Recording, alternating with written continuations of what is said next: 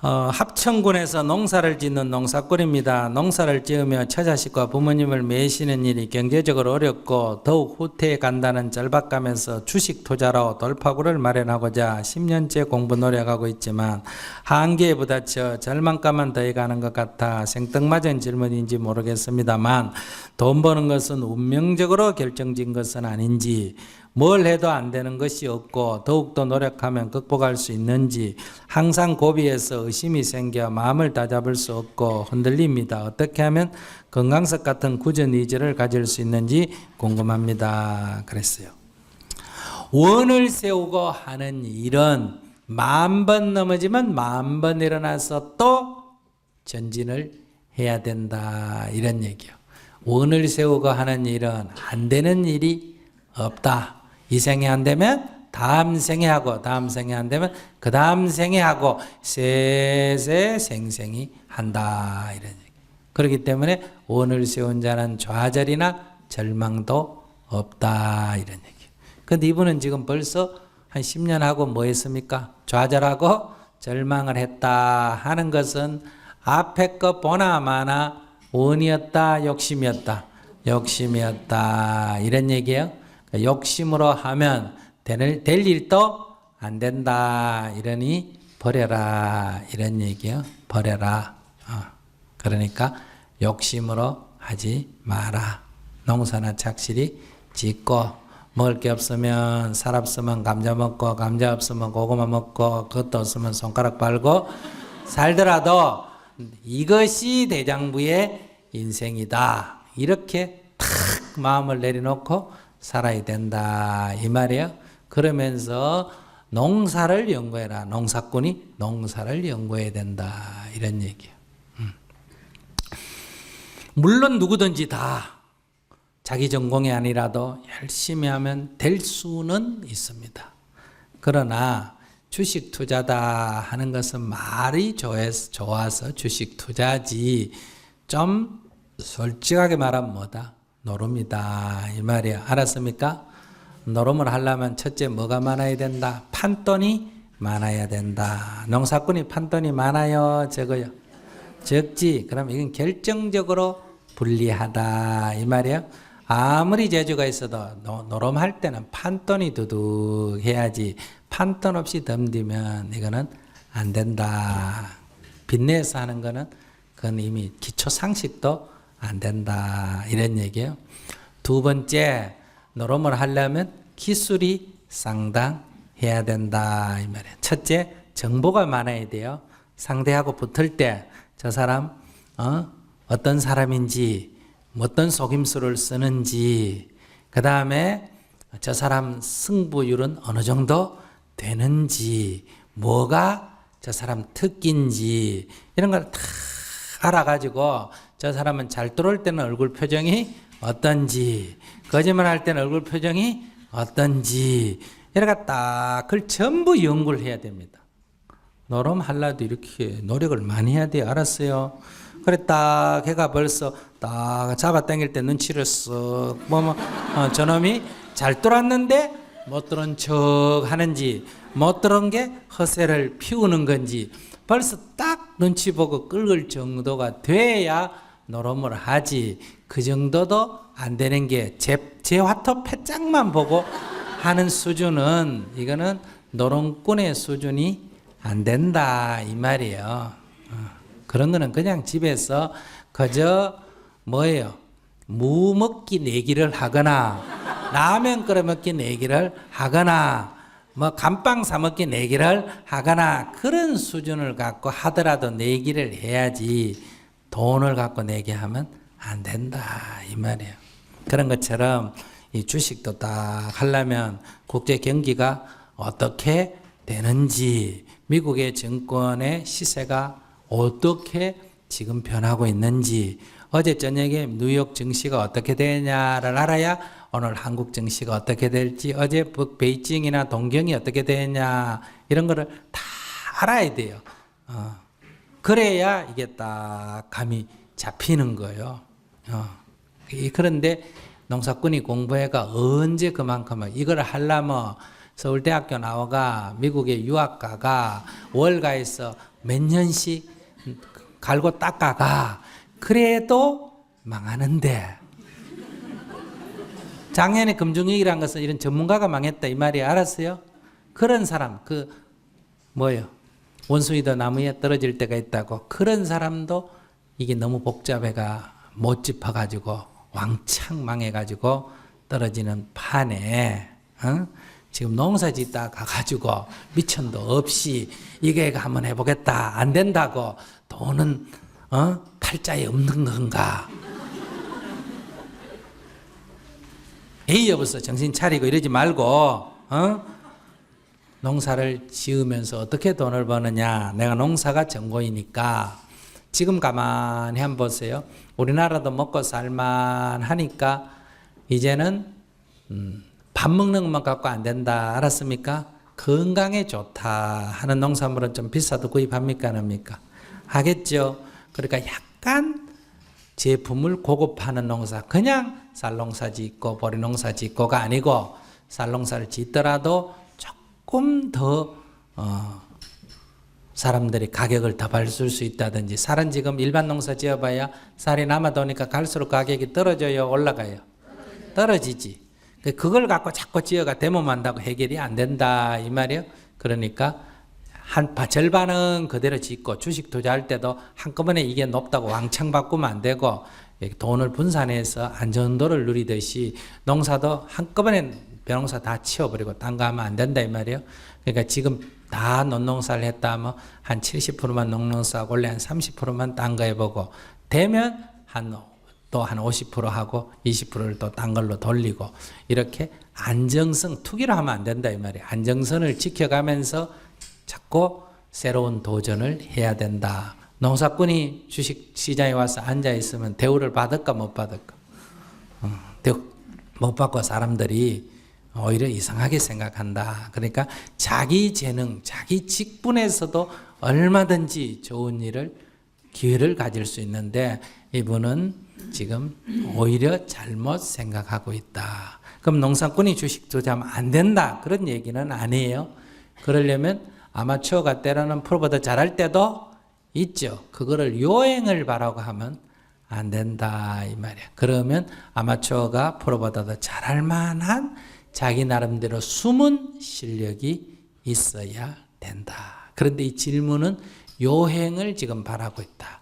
뭔가 돈 버는 운명이 정해져 있느냐, 어떤 기도를 하면 벌 수 있느냐, 이런 거는 벌써 이분은 실력이 딸린다 이런 얘기예요. 실력이 딸리거든 어떻게 해라. 그만 실력을 더 닦든지 안 그러면 그만두고 실력을 정말 자기가 닦아서 될 수 있는 실력을 닦아야 된다 이런 얘기예요. 그러나 아무튼 결론적으로 말하면 정해져 있는 바는 없다. 알았습니까? 그러나 평균적으로 말해서 농사 짓는 사람이 주식하는 거 하고 대기업에서 엄청난 자금을 가지고 그 주식 투자만 아예 수억의 연봉을 받고 전문으로 하는 사람하고는 경쟁에서 이길 확률이 매우 낮다. 그렇기 때문에 개미들은 대부분 잃고 투신사들은 대부분 버는 이유가 거기에 있다 이 말이에요. 그러니까 제일 현명한 사람은 뭐 하는 게 좋다? 안 하는 게 제일 좋다 이런 얘기예요. 근데 여러분들은 안 하고 못 배기죠. 왜? 여러분들 요즘 누가 해가 얼마 벌었다, 누가 해가 얼마 벌었다, 누가 해가 얼마 벌었다, 이게 이제 여러분들에게 유혹을 한 거예요. 내가 주식을 시작하자마자 돈을 1,000만 원 투자해가 다 잃어버렸다 하면 이 사람 빚내가 할까 안 할까? 안 하겠지. 처음에 1,000만 원 딱 했더니 금방 500만 원 벌었어. 그래서 또 1,000만 원 더 했더니 금방 1,000만 원 벌었어.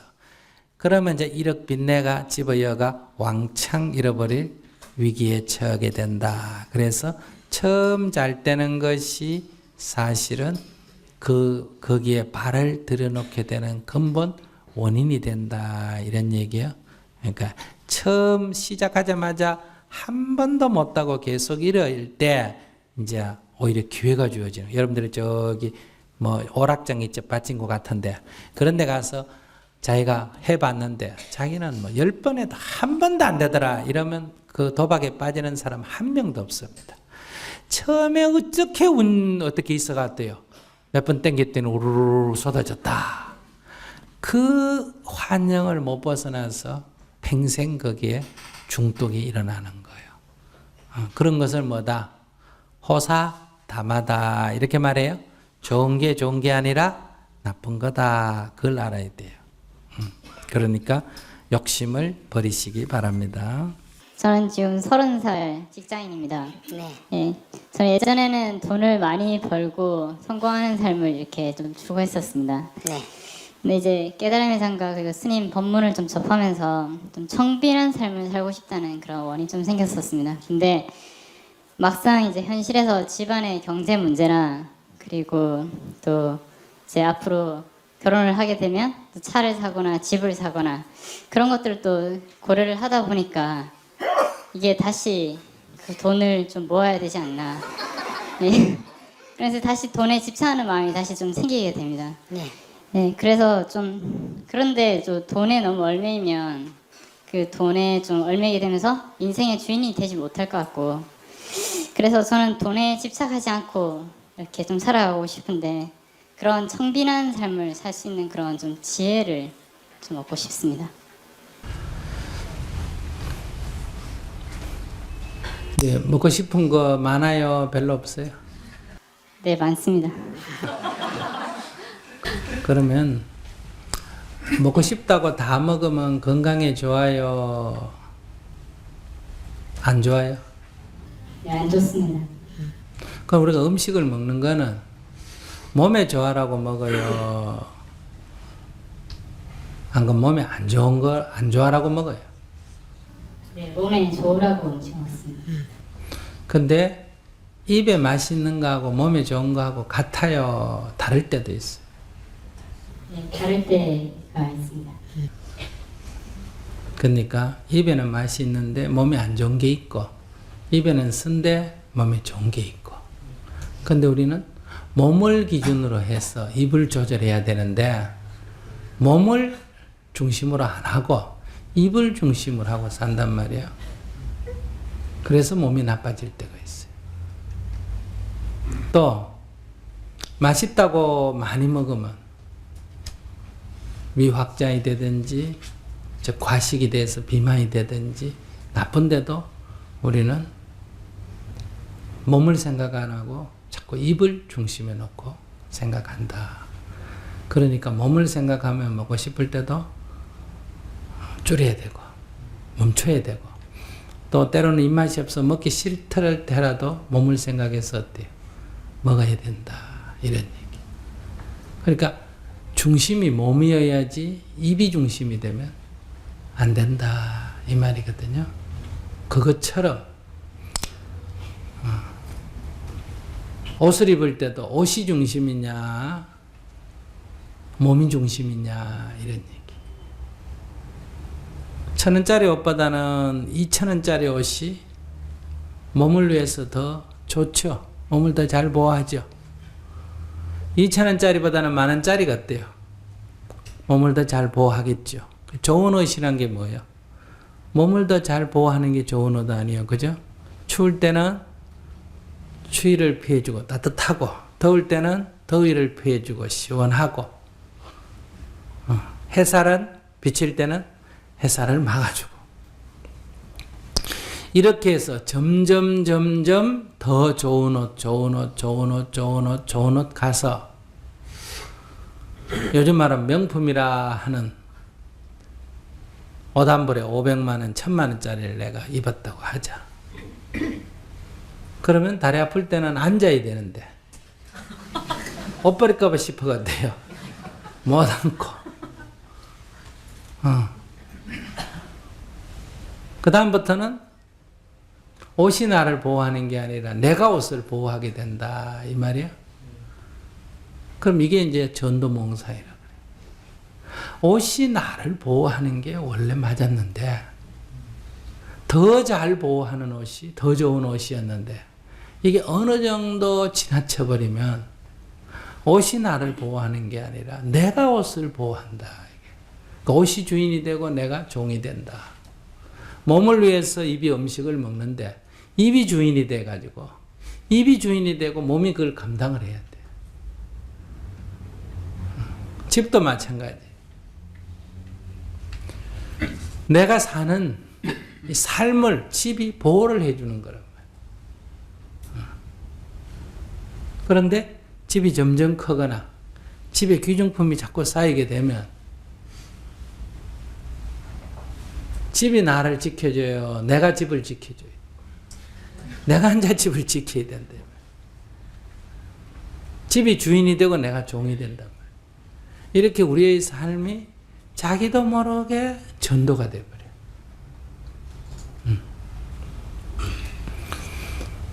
제가 어디 가보니까 경치가 너무 좋아.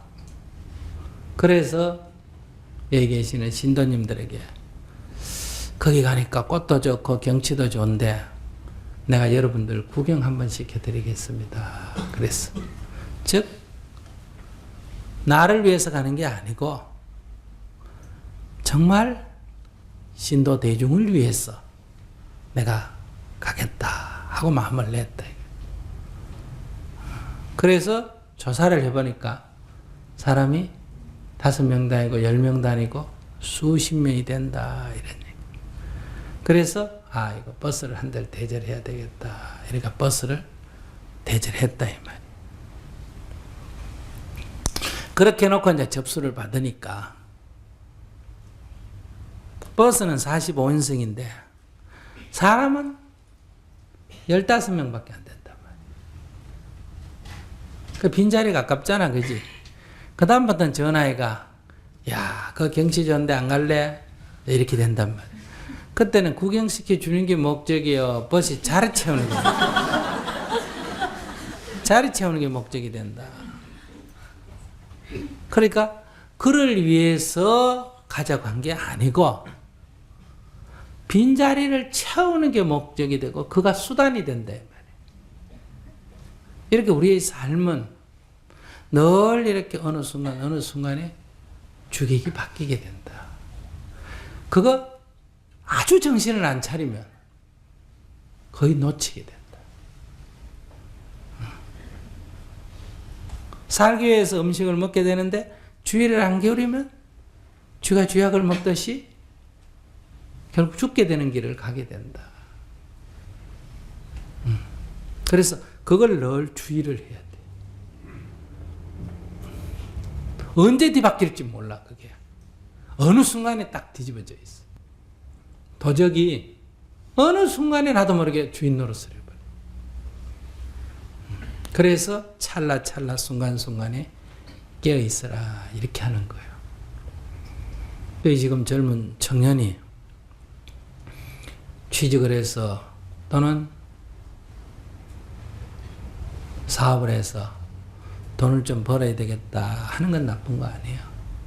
그 욕심 아니에요. 월급을 만약에 한 달에 100만 원 받았다 하면 검소하게 사는 것과 돈을 모으는 건 일치합니다. 그러니까 아까 되겠지만 먹는데 입맛에 끌려가지 말자.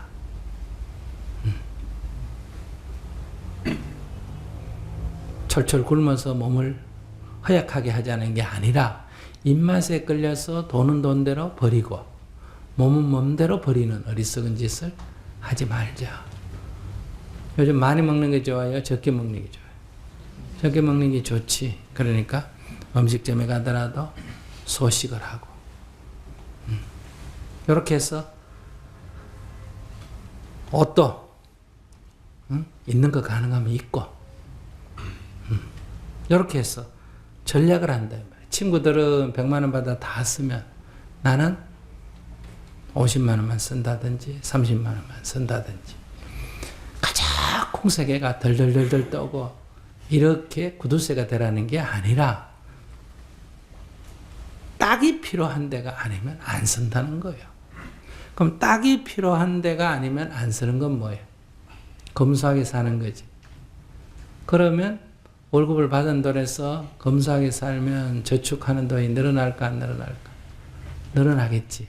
그러니까 검소하게 사는 것과 내가 그래도 돈을 좀 모아야 되지 않느냐 하는 것은 반대의 길이 아니다. 함께 가는 길이다. 그리고 그런 검소하게 사는 것하고 앞으로 결혼 생활을 하는 것도 반대의 길이 아니다. 차를 굳이 안 사도 되면 차나가 다 차를 타고 다니더라도 나는 걸어 다니거나 버스 타고 다니면 돼요. 남이 사니까 내가 산다. 이렇게 할 필요가 없다는 거예요.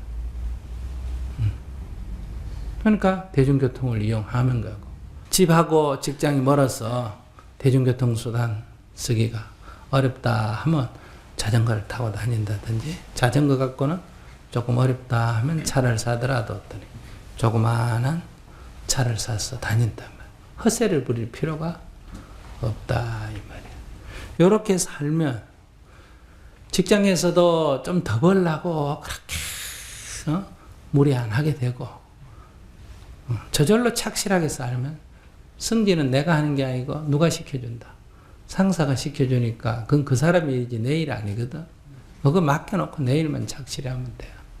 올라가도 좋고 안 올라가도 좋고. 그러니까 올라가도 좋고 안 올라가도 좋으니까 난 농땡이 친다 이런 얘기가 아니라 내가 열심히 하는 것은 하지만은 승진시키고 안 시키고는 업무 자체가 상사겠지 나한테 있는 게 아니기 때문에 내가 남의 일에 간섭을 안 한다. 그건 그들의 일이다. 이런 얘기. 스님이 여러분들 물으면 최선을 다해서 이렇게 설법을 하는 게 중요합니까? 어떻게 말해야 요 사람들이 좋아할까? 그걸 연구해야 돼.